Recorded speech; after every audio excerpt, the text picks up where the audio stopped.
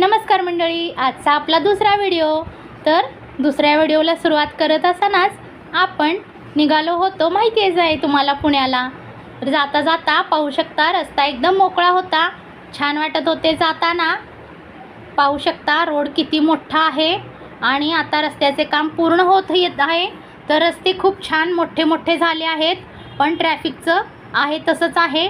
Traffic jam, traffic लागणे हे तर होतच असते नेहमी। पाहू शकता कात्रज घाटात पोचलो होतो आम्ही। लाइटिंग वगैरे छान होती, पण रस्त्याला खांबच नव्हते लाईटीचे, त्यामुळे फक्त गाड्यांचे किंवा शेजारी असणाऱ्या हॉटेलचीच लाईट होती।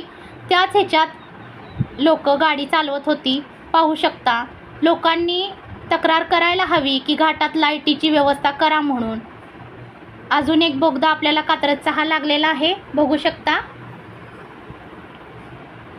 खूप छान वाटत होते जाताना, निसर्ग खूप छान होता बाहेर, मस्त मज्जा येत होती।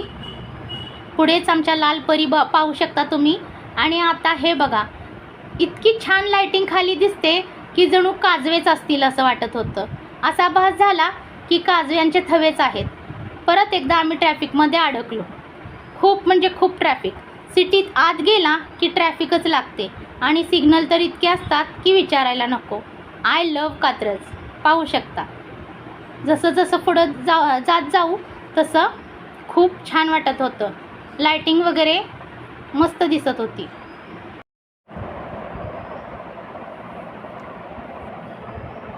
आत पाहिले तर छत्रपती शिवाजी महाराजांचा पुतळा आणि डॉक्टर बाबासाहेब आंबेडकर यांचा पुतळा होता।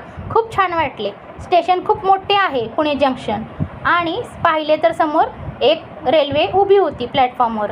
गर्दी खूप होती आणि आमची ट्रेन होती लेट। ही ट्रेन जेव्हा सुटेल तेव्हाच आमची ट्रेन येणार होती। ही ट्रेन सुटली आणि शेजारीच मालगाडीसुद्धा होती। आज इथेच थांबूया, दुसरा व्हिडिओ उद्या। चला बाय।